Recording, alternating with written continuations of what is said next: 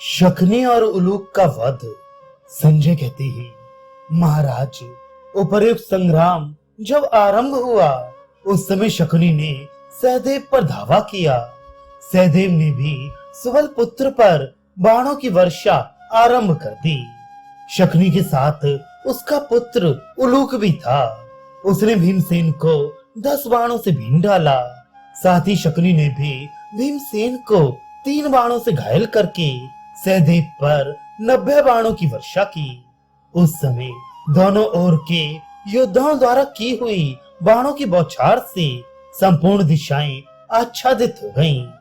क्रोध में भरे हुए भीम और सहदेव दोनों वीर संग्राम में भयंकर संहार मचाते हुए विचर रहे थे। उनके सैकड़ों बाणों से ढकी हुई आपकी सेना अंधकारपूर्ण आकाश की भांति दिखाई पड़ती थी। इस प्रकार लड़ते लड़ते जब कौरवों के पास बहुत थोड़ी सेना रह गई तो पांडव योद्धा हर्ष में भरकर बड़े उत्साह से उन्हें यमलोक पहुंचाने लगे। इसी समय शकुनी ने सहदेव के मस्तक पर प्रास का प्रहार किया और सहदेव मूर्छित सा होकर रथ की बैठक में बैठ गया। उसकी यह अवस्था देखकर प्रतापी भीम ने क्रोध में भरकर शकुनी की सेना को आगे बढ़ने से रोक दिया और नाराजों से मारकर सैकड़ों एवं हजारों सैनिकों का संहार कर डाला। इसके बाद उन्होंने बड़े जोर से सिंहनाद किया, जिसे सुनकर हाथी और घोड़ों सहित समस्त सैनिक थर्रा उठे। डर के मारे वे सहसा भाग चले। उन्हें भागते देख राजा दुर्योधन ने कहा, अरे पापियों, लौट आओ, भागने से क्या लाभ होगा। जो वीर लड़ाई में पीठ न दिखाकर प्राण त्याग करता है वह संसार में कीर्ति छोड़ जाता है और परलोक में उत्तम सुख भोगता है। उसके ऐसा कहने पर शकुनी के सिपाही मौत की परवाह ना करके पुनः पांडवों पर टूट पड़े। ये देख पांडव योद्धा भी उनका सामना करने को आगे बढ़े। इतने में भी सहदेव ने स्वस्थ होकर शकुनी को 10 बाणों से भीन डाला और 3 बाणों से उसके घोड़ों को घायल करके हंसते हंसते उसका धनुष भी काट दिया। शकुनी ने दूसरा धनुष लेकर सहदेव को 60 और भीमसेन को 7 बाण मारे। इसी तरह उलूक ने भी भीम को 7 और सहदेव को 70 बाणों से घायल कर डाला।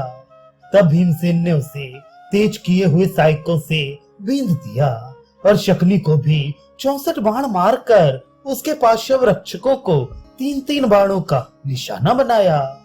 भीम के नाराजों से आहत हुए योद्धा क्रोध में भरकर सहदेव के ऊपर बाणों की बौछार करने लगे। तब सहदेव ने एक भल्ल मारकर अपने सामने आए हुए उलूक का मस्तक काट डाला। उसकी लाश जमीन पर गिर पड़ी। बेटे की मृत्यु देखकर शकुनी को विदुर जी की बात याद आ गई।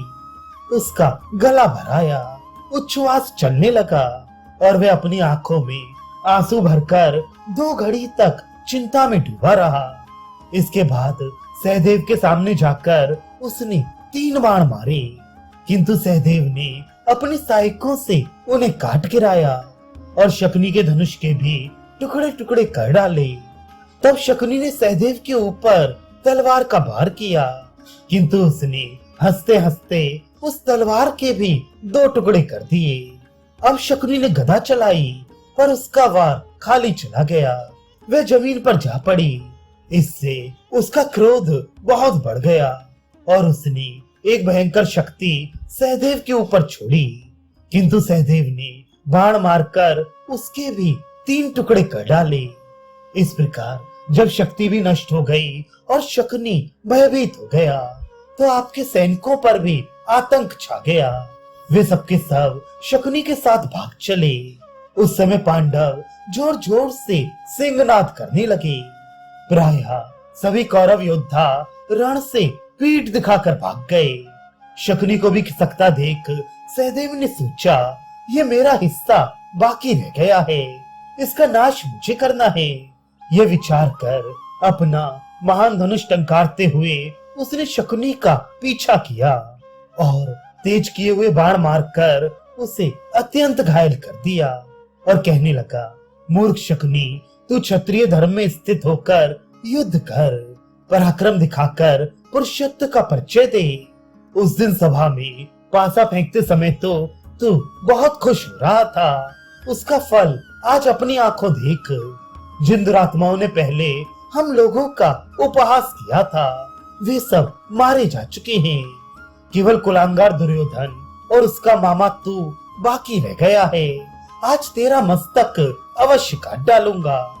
ये कहकर सहदेव ने शकुनी को 10 और उसके घोड़ों को 4 बाण मारे। फिर उसका छत्र, ध्वजा और धनुष काटकर उन्होंने सिंह के समान गर्जना की तथा अनेकों सैकों का प्रहार करके उसके मर्म स्थानों को बीन डाला। इससे शकुनी को बड़ा क्रोध हुआ। वह सहदेव को मार डालने की इच्छा से दोनों हाथों में प्रास लेकर उसके ऊपर टूट पड़ा। सहदेव ने शकुनी के उठाए हुए प्रास को तथा उसे पकड़ने वाली उसकी दोनों गोलाकार भुजाओं को 3 भल्ल मारकर एक ही साथ काट डाला। फिर बड़े जोर से गर्जना की।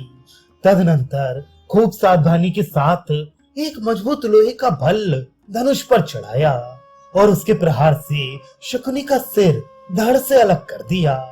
उसकी मस्तक सहित लाश जमीन पर गिर पड़ी। शकुनी की ये दशा देखकर आपके योद्धा डर के मारे अपना साहस खो बैठे। उनका मुंह सूख गया, चेतना जाती रही और वे भयभीत होकर अपने अपने हथियार लिए चारों दिशाओं में भागने लगे। गांडीव की टंकार सुनकर वे अधमरे हो रहे थे। किसी का रथ टूटा था, किसी के घोड़े मर गए थे और किन्हीं के हाथी ही मौत के मुख में जा चुके थे। ये सब लोग पांव प्यादे ही भाग रहे थे। इस प्रकार शकुनी के मारे जाने से भगवान श्री कृष्ण के साथ ही समस्त पांडव बड़े प्रसन्न हुए।